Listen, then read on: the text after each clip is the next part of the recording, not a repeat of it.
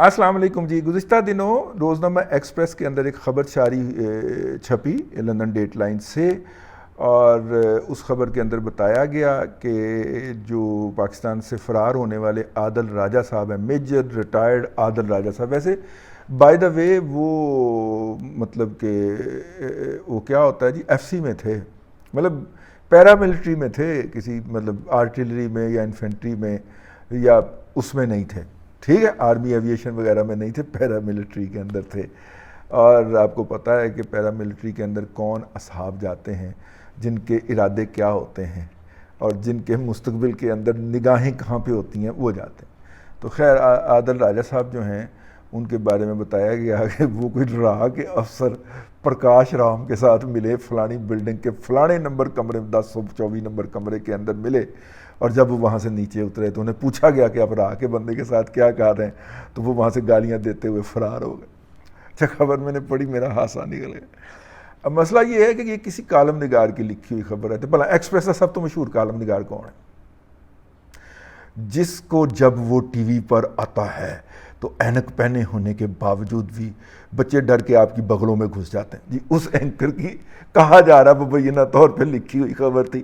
تو بھئی تو اینکر ہے نا، تم نے خبر نویسی نہیں کی، نیوز روم میں تو کام کیا کرتا تھا بھیا، اس کے بعد پھر پی آر کی کمپنی اور پھر لمبئی تھبنٹو. آج کل ویسے کانٹریکٹ جو ہے وہ پی ایم ایل این کو پروموٹ کرنے کا موصوف کے پاس ہے، تو اس لیے پی ایم ایل این کی چھترول ہوتے ہوئے نہیں رکتی، نہ مین سٹریم میڈیا پہ نہ سوشل میڈیا پہ، کہ موصوف کے پاس ہے. تو موصوف کتنے کے کمپیٹنٹ ہیں، ٹھیک ہے، وہ 800 روپے سے 1000 روپے میں کالم لکھواتے ہیں، تو پھر 1000 روپے میں جس طرح کا کالم لکھا جاتا ہے، ٹھیک ہے، اس طرح کا لکھا جاتا ہے. اور کسی روزنامہ صداقت کے اندر اور کسی اس طرح کے اخبار کے اندر جو کسی گلی کوچے سے نکلتا ہے وہ چھاپ کے رپورٹ پیش کرتے ہیں کہ دیکھیں ہم نے آپ کے حق میں کتنے کالم لکھوائیں. میرا بھی شک تھا کہ یہ کسی بھی خبر نگار کی خبر نہیں ہے، یہ کسی صحافی کی خبر نہیں ہے. ایک تو اس کے اوپر محنت کرنے کی بہت ضرورت تھی. دوسری بات یار آپ یہ بتائیں کہ وہ جو رام پرکاش ہوگا یا پرکاش رام پرکاش ہمارا کلاس فیلو ہوتا تھا ویسے بائی دا وے یونیورسٹی کے اندر، تو یہ جو پرکاش رام ہوگا وہ راہ کا جو ہے وہ اہلکار ہوگا، میجر تھا وہ بھی لکھا ہوا اس خبر میں. وہ اس رپورٹر کو پتا ہوگا کہ یہ راہ کا ایجنٹ، راہ کا افسر جو ہے وہ ادھر لندن میں ہوتا ہے. ویسے کمال ہے، ویسے حد ہے یار، خبر لکھنے والے کی اور خبر چھاپنے والے دونوں کے اوپر نا، میرا مطلب ہے کہ ماشاءاللہ انا للہ و انا الیہ راجعون، عقل کا جنازہ ہی نکلا ہوا ہے. یہ اس طرح کی خبریں چھاپ کے نا تو یہ نئی نسل کو گمراہ کرتے ہیں. یہ لوگ اپنے چھوٹے چھوٹے مقاصد کے لیے پوری نسل کا بیڑا غرق کر دیتے ہیں. ہمیں بھی ان کی گمراہی میں سے نکلتے ہوئے کافی دیر لگ گئی، لیکن جب نکلے تو پتہ اپنے آپ پہ بڑی ہنسی آئی کہ یار ہم کیا سمجھتے ہیں ان کو اور یہ کیا ہے اصل میں، ٹھیک ہے. تو خیر وہ خبر جو تھی بالکل، میرا خیال ہے کہ وہ بالکل گھٹیا قسم کی تھرڈ ریٹڈ ٹیبل سٹوری تھی، ٹھیک ہے، اور ایسے بندے نے وہ ٹیبل سٹوری تیار کی تھی جس کو وہ نہیں آتی تھی. ہم جو ریگولر جرنلسٹ ہے، آپ جب ہم جرنلزم کیا کرتے تھے فیلڈ کے اندر تو ہمارے ہاں یہ فقرہ بڑا مشہور تھا. علی رضا جو ہیں وہ ہمارے کولیگ ہیں، وہ ابھی بھی ڈی نیوز میں ہوتے ہیں، پتہ نہیں ہے اب ہیں، میرا خیال ہیں. تو علی رضا جو تھے وہ میرے ایک طرف ہوتے تھے اور صابر شاہ صاحب دوسری طرف، ٹیبلز کے اوپر ہم بیٹھے کام کر رہے ہوتے تھے. تو علی رضا کہا کرتا تھا کہ آج خبر نہیں ہے کوئی بھی، اور اب میں خبر بنانے لگا ہوں، ٹھیک ہے. اور شاہ صاحب نے ادھر آواز لگانی، دیکھنا یہ فرنٹ پیج پہ جا کے ٹھکے گی، ٹھیک ہے. اور ایگزیکٹلی جو ٹیبل سٹوری ہوتی تھی وہ زیادہ ڈسپلے لیتی تھی، کیونکہ اس میں آپ زیادہ محنت کرتے ہیں، ٹھیک ہے. حقائق آپ کے پاس کچھ ہوتے نہیں ہیں، خواہش ہوتی ہے، اور مختلف چیزیں اٹھا کے آپ وہ ٹیبل سٹوری کرافٹ کرتے ہیں، اور وہ ٹیبل سٹوری زیادہ سیل ہوتی، ٹھیک ہے نا. جس طرح یہ جو بھانڈ پنے کے پروگرام ہے، پولیٹیکل سٹر کا پروگرام جس کو کہتے ہیں، بھانڈ پنے کا جو یہ پروگرام، ان کی ریٹنگز بہت آتی ہیں، ٹھیک، کیونکہ مٹیریل کچھ نہیں ہوتا، ہاں ساجا پانا نہ تو پالو. تو اسی طرح وہ ٹیبل سٹوریاں میری ہمیشہ فرنٹ بیک پیج پہ جایا کرتی تھیں، اور جو اصل ہارڈ کور فیکٹ کی خبر ہوتی تھی وہ جا کے اگلے دن رپورٹر لڑ رہا ہوتا تھا نیوز ایڈیٹر کے ساتھ کہ اتنی وڈی میں خبر دیتی سی تسی اندر کر کے سنگل کالم لا چھڑیے, یہ تو بینر لگتا سی, ٹھیک ہے. تو وہ کہنا نہیں خبر کچھ نہیں. تو سیل جو ہوتی تھی نیوز روم کے اندر, جو خبر آپ نیوز ایڈیٹر کو سیل کرتے ہیں نا باقاعدہ جا کے کہ بہت بڑی خبر ہے, تو وہ اس کا ڈسپلے طے کرتا ہے پھر, ٹھیک ہے. تو یہ جو تھی یہ ٹیبل سٹوریاں جو ہیں یہ اس کے اوپر بڑی محنت ہوتی ہے. یہ جو ٹیبل سٹوری تھی یہ بغیر محنت کے تھی, یہ صرف شامل کر کے نا تو کہیں پہ فائل میں لگا کے بھیجنی تھی. ظاہر صرف پی ٹی آئی کی پی ایم ایل این کی حکومت کا تو کانٹریکٹ نہیں ہے نا, کسی اور کا بھی تو کانٹریکٹ ہو سکتا ہے. تو میجر عادل راجا صاحب, سر جی اگر آپ نے اس کا کانٹریکٹ اس صاحب کو دیا اکھاں کھول کے جڑے پروگرام کرتے ہیں تو بھائن پھر تسی کاٹے دا سودا کیتا جے. وہ دیکھ لو پہلی سٹوری پٹ گئی. میجر عادل راجا نے ایک دھمکی جاری کی اپنے ٹویٹر اکاؤنٹ کے اوپر کہ اگر اس کو واپس نہ لیا تو میں تئی پھیر دوں گا.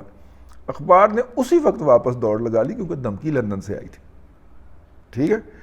تو حالانکہ ان کو یہ نہیں پتا کہ جو لندن کی کورٹس ہیں انہوں نے نیا جو ججمنٹس دی ہے اس کے تحت اگر کرائم باہر نہیں ہوا, اگر کرائم لندن میں نہیں ہوا اور ان دونوں فریقین میں سے ایک فریق جو ہے وہ وہاں پہ پہنچ کے مقدمہ کر دے گا تو وہ اس کو انٹرٹین نہیں کریں گے. میجر عادل راجا کی برطانیہ کی کسی عدالت کے اندر کسی فورم پہ سنوائی نہیں ہو سکتی تھی, لیکن چونکہ پتہ سی کہ اسی جھوٹ بولے ہے, 2 نمبری کیتی ہے, تو فوری طور پہ ایکسپریس گروپ نے وہ خبر نہ صرف کہ سوشل میڈیا میں اپنی ویب سائٹ سے ہٹوا دی بلکہ خبر بھی واپس لینے کا اعلان کر دیا.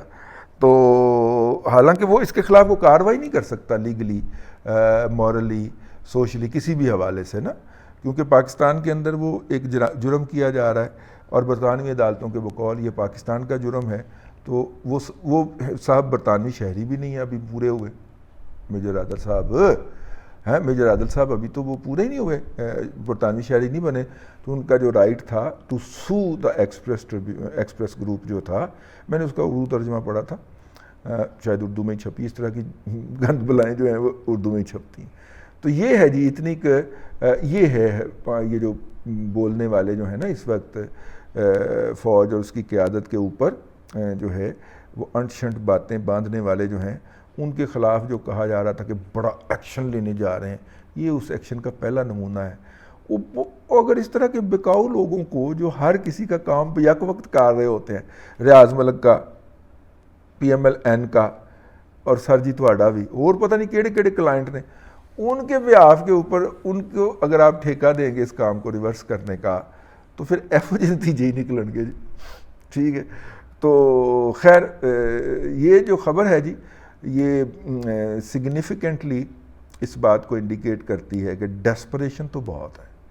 یہ جو گالیاں پڑ رہی ہیں فوجی قیادت کو اور اس کے اوپر جو ہے روزانہ ٹاپ کا ٹرینڈ چل رہا ہوتا ہے ٹویٹر کے اوپر, اور ایسی ایسی بدبخت باتیں لکھی جاتی ہیں, اور عمران خان صاحب نے آرمی چیف کو گالیاں بکنے والے اور ان کے بارے میں قسم قسم کی باتیں کرنے والے اور انہیں دھمکیاں لینے والے کو اپنا کلچرل کوارڈینیشن مقرر کر دیا. وہ سلمان احمد گٹارسٹ نہیں ہے, ہاں اس کے اوپر کچھ نازل ہو گیا تھا نا, اسے الہام ہو گیا تھا کہ میں صوفی ہو گیا ہوں, وال شل بڑے کر کے.